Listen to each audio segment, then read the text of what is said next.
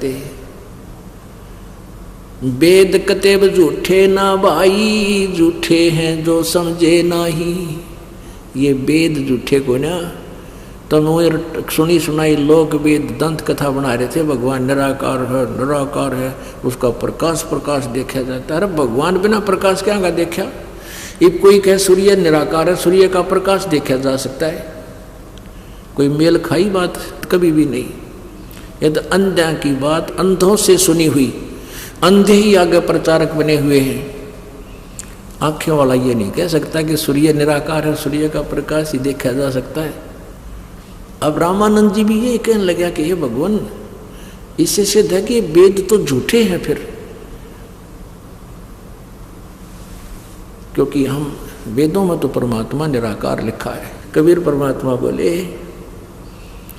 कि नहीं, वेद पढ़े पर वेद न जाने, ये बाँचे प्राण 18। और जड़ को अंधा पत्ते खोवावे, भूल गया सिरजनहारा। वेद पढ़े पर भेद ना जाने, ये बाँचे प्राण 18। अब यहाँ थोड़ा सा निर्णय देते हैं आपको। वेद पढ़ने पर समझ में आता नहीं के बनने हैं। अब सतयुग के ब्राह्मण, सतयुग के ब्राह्मण व्यास जी लिखते हैं देवी पुराण में, देवी पुराण के 6ठे स्कंद में 414 पृष्ठ पे, कि सतयुग के ब्राह्मण वेद के पूर्ण विद्वान होते थे और वो दुर्गा की पूजा करते थे। अरे थरा के जो वही परमात्मा कहते हैं वेद पढ़े पर वेद ना जाने, ये बात है पुराण 18। और फिर भी नहीं कहें भगवान को भूल के ये मूर्ति बना के देवताओं की पूजते अंडे और भूल गए सृजनहारा। ये देखिएगा श्रीमद् देवी भागवत, गीता प्रेस गोरखपुर से प्रकाशित है।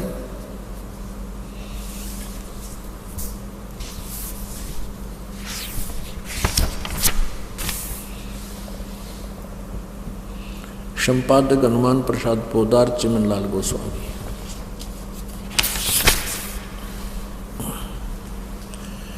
प्रकाशक में मुद्रक यानी कहाँ से ये छपी है? गीता प्रेस गोरखपुर, गोविंद भवन कार्यालय कोलकाता का संस्थान। ये इनके फैक्स और फोन नंबर हैं, ईमेल वगैरह है।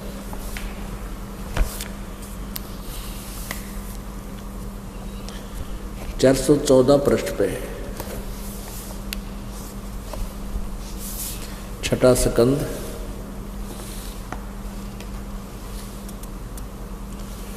6ठा स्कंद संक्षिप्त देवी भागवत 414 पृष्ठ पे 6ठा स्कंद। जन्मेजय ने पूछा, महाभाग किस युग में कैसा धर्म का स्वरूप है? इस संपूर्ण विषय को विशेष रूप से बताने कृपा कीजिए। व्यास जी बोले, राजन, यह निश्चय है कि सतयुग में ब्राह्मण वेद के पूर्ण विद्वान थे। सतयुग के ब्राह्मण, उनके द्वारा निरंतर भगवती जगदम्बा की आराधना होती थी और भगवती का दर्शन करने के लिए उनका मन सदा ललायित रहता था। आगे देखो,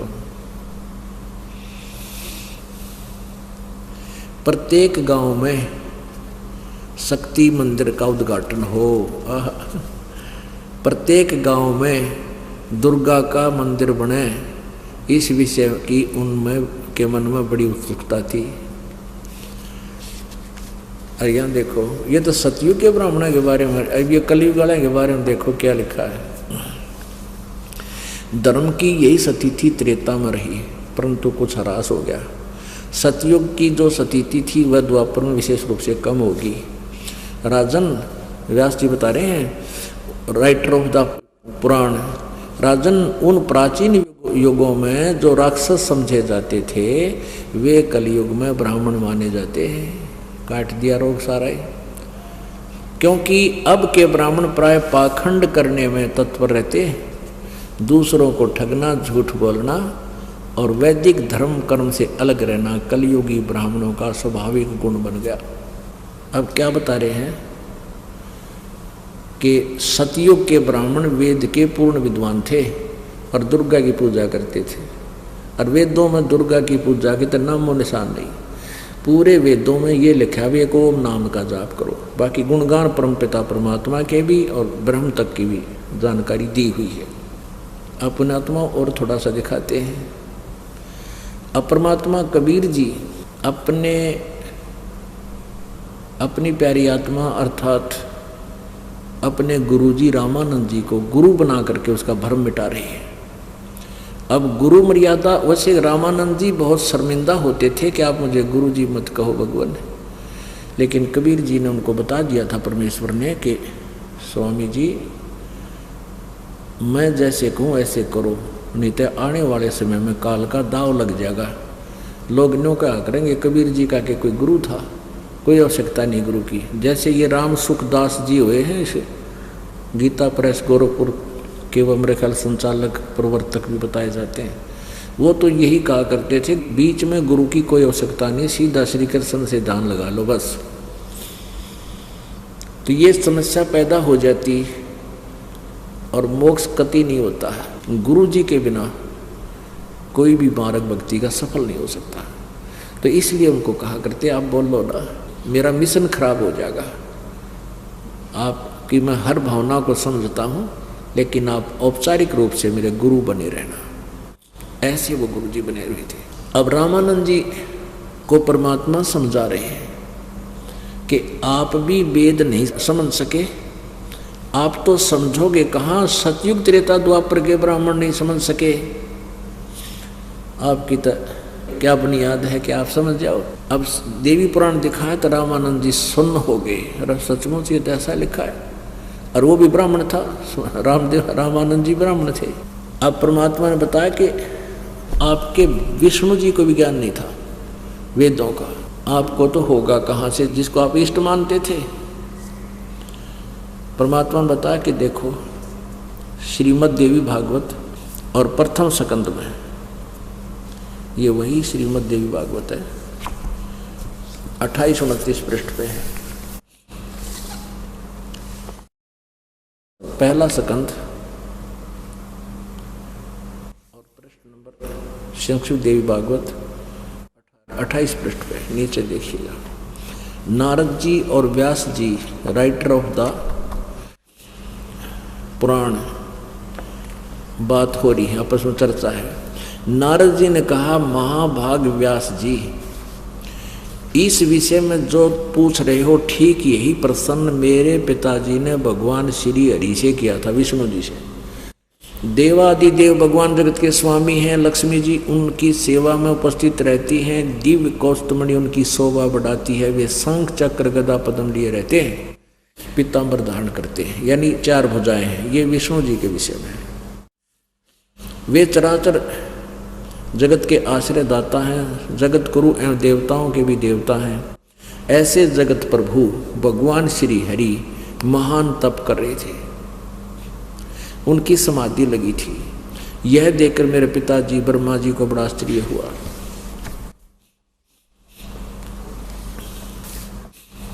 अतः उन्होंने उनसे जानने की इच्छा प्रकट की। ब्रह्मा जी ने पूछा प्रभु आप देवताओं के अध्यक्ष, जगत के स्वामी, भूत भविष्य एवं वर्तमान के सभी जीवों के एकमात्र शासक हैं, भगवान फिर आप क्यों तपस्या कर रहे हैं और किस भगवान की, किस देवता की आराधना में ध्यान मग्न है? मुझे असीम आश्चर्य तो ये हो रहा है कि आप देवेश्वर, अब ब्रह्मा जी के ज्ञान का सत्र आपके सामने है, विष्णु देवेश्वर का है, यानी भगवानों का भगवान एवं सारे संसार के शासक होते भी समाधि लगाए बैठे हो।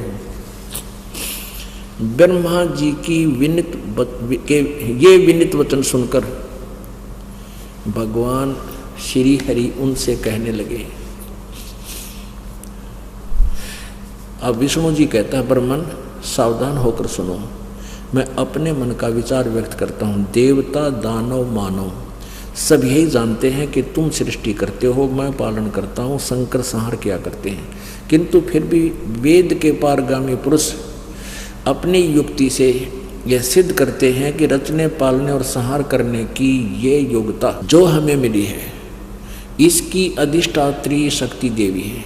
वे कहते हैं कि संसार की सृष्टि करने के लिए तुम ये राजसी सुअर्थ प्रत्यक्ष और परोक्ष दोनों उदाहरण में तुम्हारे सामने रखता हूँ। सुनो, यह निश्चित है कि उस शक्ति के अधीन होकर दुर्गा के मैं प्रलय काल में इस शेष नाग की सैया पर सोता और सृष्टि करने का अवसर आते ही जाग जाता हूँ। मैं सदा तप करने में लगा रहता हूँ। उस शक्ति के शासन से मैं कभी मुक्त नहीं रह सकता।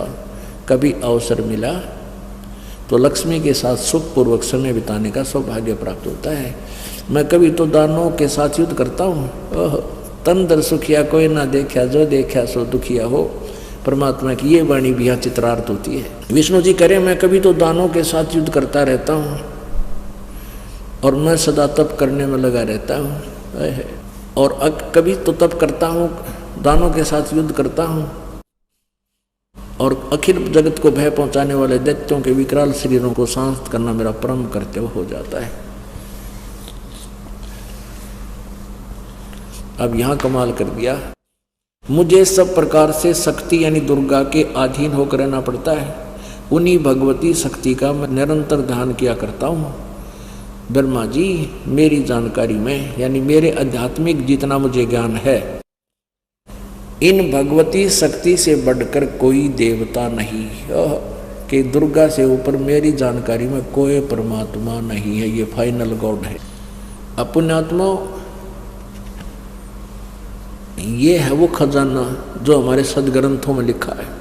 ना तो ब्रह्मा को ज्ञान, ना विष्णु को ज्ञान, ना नारद को ज्ञान, ना व्यास को ज्ञान। वेदों के बारे में वेद क्या बताते हैं? व्यास जी नारद जी से पूछे हैं। नारद जी कहते हैं ब्रह्मा मेरे पिताजी का ये समस्या हो गई थी, उसने विष्णु जी से पूछा और विष्णु जी ने यह काट दी टाट, यो बता दिया ज्ञान ने। कहा मैं तो दुर्गा से ऊपर कोई भगवान ने ना मानता, मैंने बेराय को नहीं, मुझे ज्ञान नहीं। अब दुर्गा क्या कहती है 562-63 पृष्ठ पे इसी देवी पुराण के अंदर 7वां स्कंद।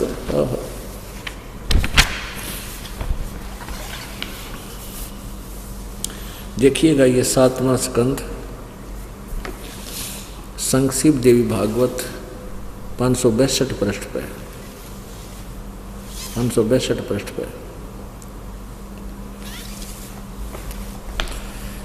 अब यहाँ दुर्गा देवी द्वारा हिमालय को ज्ञानोपदेश और ब्रह्म स्वरूप का वर्णन यानी ब्रह्म के बारे में जानकारी दी। श्री देवी जी कहने लगी, पर्वतराज यहाँ बताते हैं उस ब्रह्म का क्या स्वरूप है ये बतलाया जाता है। पहले तो अपने बारे में बताती है, फिर कहते वो ब्रह्म, उस ब्रह्म के बारे में बताती हूँ जो प्रकाश स्वरूप सबके अत्यंत समीप में स्थित, हृदय रूप गुहा में स्थित होने के कारण गुहाचर नाम से प्रसिद्ध और महान पद अर्थात परम प्राप्य है। वह समस्त प्रजा के ज्ञान से परे है, अर्थात किसी की बुद्धि माने वाला नहीं है। यह तुम जानो, जो परम प्रकाश रूप है, जो सूक्ष्म से भी अत्यंत सूक्ष्म है, जिसमें संपूर्ण लोक और उन लोकों में निवास करने वाले प्राणी स्थित हैं, वही ये अक्षर ब्रह्म है। वही सबके प्राण है, वही सबकी वाणी है और वही सबके मन है। अब देखो ये कहाँ से शुरू करती है, उस ब्रह्म का यानी तत्व ब्रह्म। ये बात तय करे तत्व ब्रह्म की, परम अक्षर ब्रह्म की, और देखिए आखिर में छोड़ देगी कहाँ जाके। यहाँ कहती है और यही वह यह अक्षर ब्रह्म है, अक्षर ब्रह्म, अक्षर पुरुष।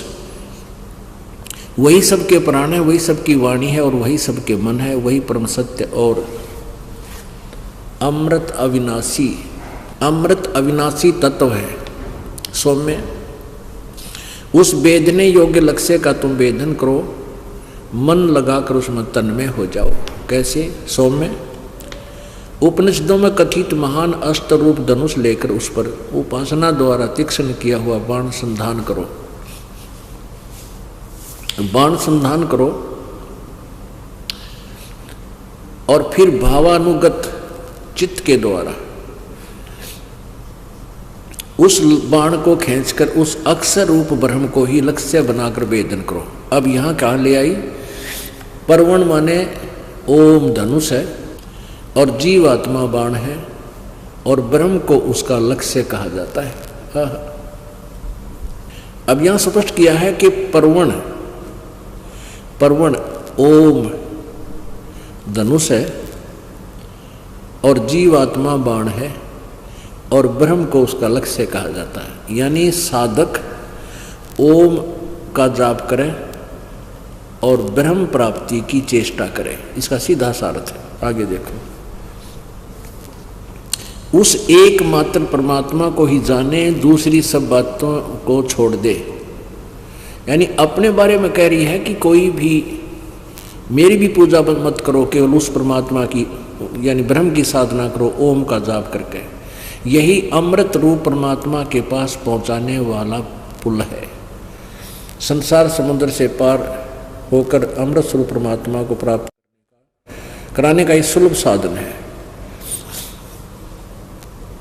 इस आत्मा का यहाँ क्या कहती हैं, उस हृदय में विविध रूपों में प्रकट होने वाला परब्रह्म। अब देखो है इनका ज्ञान खिचड़ी, ये परब्रह्म पाएगी कि तब ब्रह्म क्या है, कि तब परब्रह्म संतरण करता है, अंतर्यामी रूप से वर्तमान रहता है। इस आत्मा का यानी इधर परब्रह्म कह रही है, यहाँ फिर ब्रह्म पाडटी। इस आत्मा का ओम, यहाँ परमात्मा लिखना चाहिए, इस परमात्मा का ओम के जप के साथ ध्यान करो। इससे अज्ञान में अंधकार से सर्वथा परे और संसार समुद्र से पार जो ब्रह्म है उसको पा जाओगे, तुम्हारा कल्याण होगा। कह दी, सारा कह दिया इसने। आगे देखो, और वो कहाँ रहता है, यह सब का आत्मा ब्रह्म, आगे ब्रह्म का ऊपरी वो ब्रह्म लोक रूप दिव्य आकाश में स्थित है, वहाँ रहता है, ब्रह्म लोक में रहता है। अब पुण्यात्माओं, आपने देख लिया विष्णु जी तो कह रहे हैं मैं दुर्गा से ऊपर कोई भगवान नहीं मानता, देवता नहीं मानता, मन मेरा ज्ञान ही नहीं है।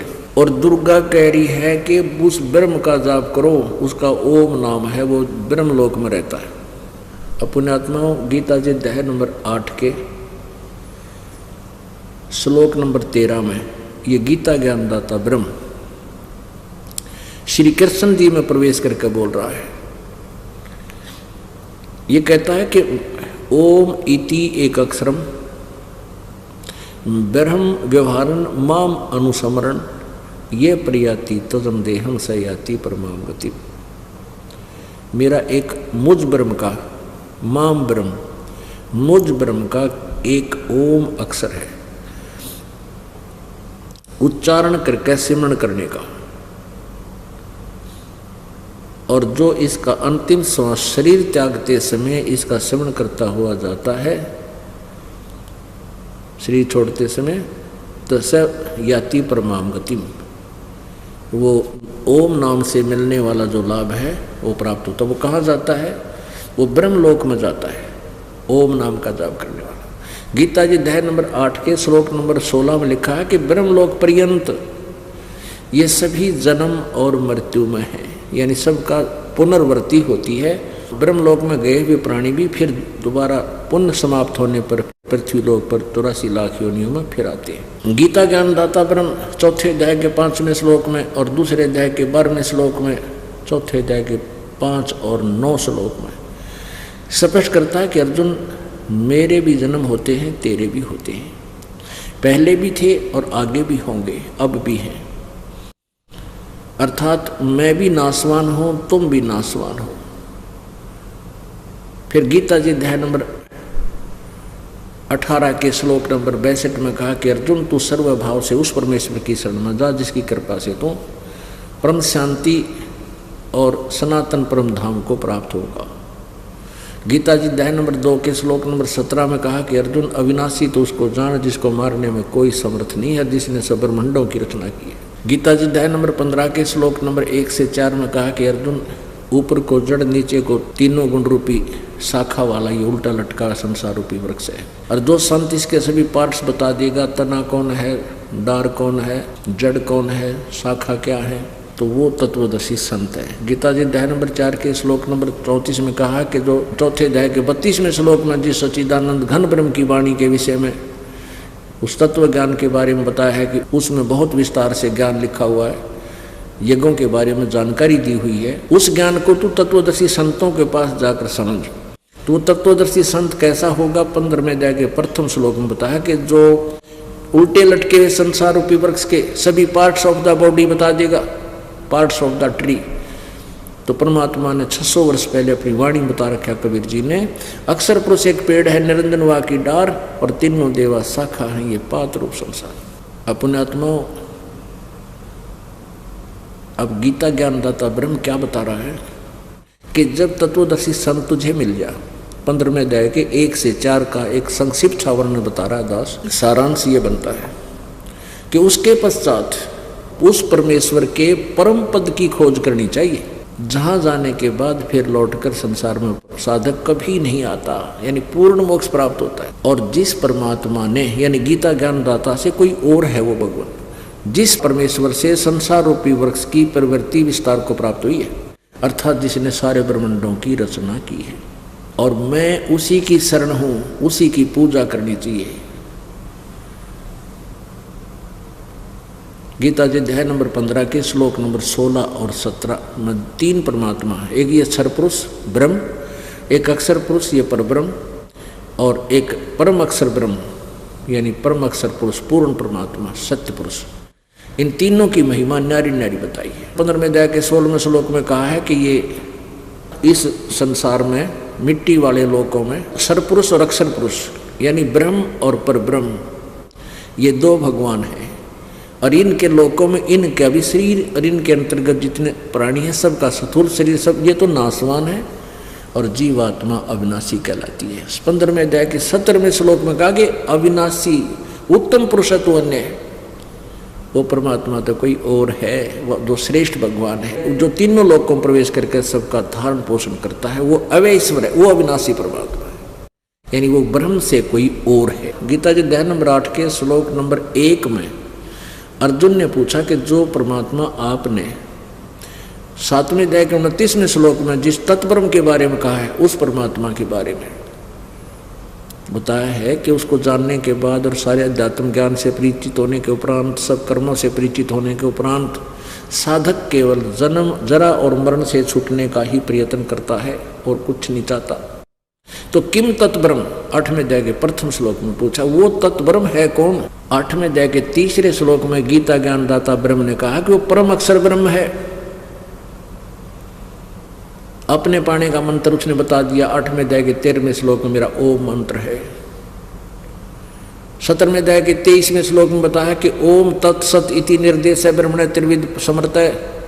उस सच्चिदानंद घन ब्रह्म परम अक्षर ब्रह्म को पाने के लिए तत्वदर्शी संत से पूछो, और वो उसके पाने का ओम तत्सत ये 3 प्रकार से सिमरण करने का मंत्र है, यानी वो ऐसे मिलेगा। ओम तो सरपुरुष यानी ब्रह्म का जाप है, और ये तत् और सत ये सांकेतिक है, ये परब्रह्म और परम अक्षर ब्रह्म इनका जाप है। तत् और सत ये सांकेतिक शब्द है, ये दास देगा आपको, और इस पृथ्वी पर नहीं दे सकता कोई, ब्रह्मांडों में नहीं, एक किसी ब्रह्मांड में।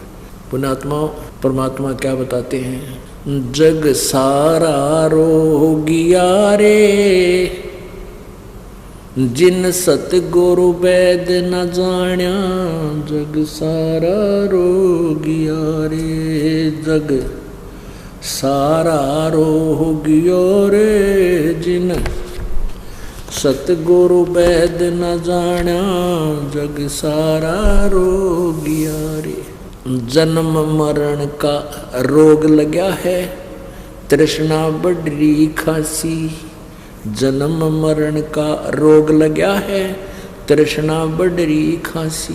आवागमन की डोर गले में या पड़ी काल की फांसी, जग सारा रोगिया रे, जिन सतगुरु वैद न जाण्या, जग सारा रोगिया रे, जग सारा रोगिया रे, जिन सतगुरु वैद न जाण्या, जग सारा रोगिया रे। भाई साचा सतगुरु कोई न पूजे, ये झूठो जगपति आसी। सच्चा सतगुरु कोई न पूजे, ये झूठो जगपतियासी। अंधे की बाँ गई अंधे ने, ये मार्ग कौन बतासी। जग सारा रो गया रे, जिन सतगुरु वैद न जाना। जग सारा रो गया रे, जग सारा रो गया रे, जिन सतगुरु वैद न जाना। जग सारा रो गया रे। भाई देखा देखी गुरु से सब बन गए, यु किया ना तत्व विचारा। देखा देखी गुरु से सब बन गए, किया न तत्व विचारा। गुरु से दोनों आके सिर पे काल ठोके पंजारा। जग सारा रो गया रे, जिन सतगुरु वैद न जाना। जग सारा रो गया रे, जग सारा रो गया रे, जिन सतगुरु वैद न जाना। जग सारा रो गया रे। भाई सार शब्द सर जीवन बुट्टी, गैसे गैसे अंग लगावे। सार शब्द सर जीवन बुट्टी, गैसे गैसे अंग लगावे। कहे कबीर तुम सतकर मानो, ये जन्म मरण मिट जावे। जग सारा रो गया रे, जिन सतगुरु वैद न जाना। जग सारा रो गया रे, जग सारा रो गया रे, जिन सतगुरु वैद न जाना। जग सारा रो गया रे। अब क्या बताते हैं परमात्मा के जन्म मरण का रोग लगाया, तृष्णा बडरी खासी। आपने सुबह के सत्संग में भी सुना कि ब्रह्मा विष्णु महेश स्वयं स्वीकार करते हैं कि हमारा जन्म और मृत्यु होता है, हम अविनाशी नहीं हैं। श्रीमद् देवी भागवत देवी पुराण के 123 पृष्ठ पे। ये गीता प्रेस गोरखपुर से प्रकाशित है।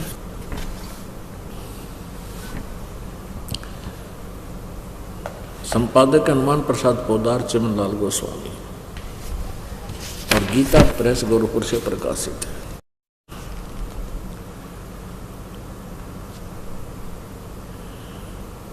मुद्रक और प्रकाशक गीता प्रेस गोरखपुर, और 123 पृष्ठ पे ये तीसरा स्कंद।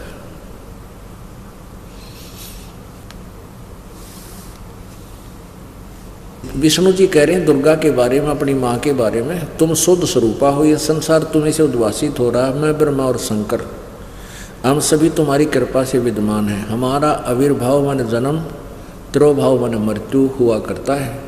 केवल तुम ही नित्य हो, जगत जननी हो, प्रकृति और सनातनी देवी हो।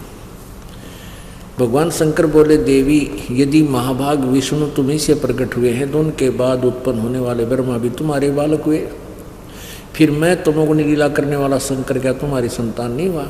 अर्थात मुझे भी उत्पन्न करने वाली, जन्म देने वाली तुम ही हो। शिवे संपूर्ण संसार की सृष्टि करने में तुम बड़ी चतुर हो। इस संसार की सृष्टि स्थिति और संहार में तुम्हारे गुण सदा समर्थ है। इन्हीं तीनों गुणों से उत्पन्न हम ब्रह्मा विष्णु एवं शंकर, यानी रजगुण ब्रह्मा, सतगुण विष्णु, तमगुण शंकर, नियमानुसार कार्य में तत्पर रहते हैं। अब परमात्मा की ये वाणी 600 साल पहले की है। एक शब्द है परमात्मा का, साधो गगन में आग लगी बड़ी बारी, और ब्रह्मा भी जल गया, विष्णु भी जल गया, शंकर जला लटादारी। या पहले हमारे ना जच्चा करती है कि ये परमात्मा ने कैसे कह दी, ब्रह्मा भी जल गया, विष्णु भी जलेगा, शंकर भी मरेगा। अब यह स्पष्ट होगी, इनका इतिहास बताता है, इनकी जीवनी बताती है, इनके इतिहास बता रहा है कि ये नासवान है, जन्म मृत्यु होती है।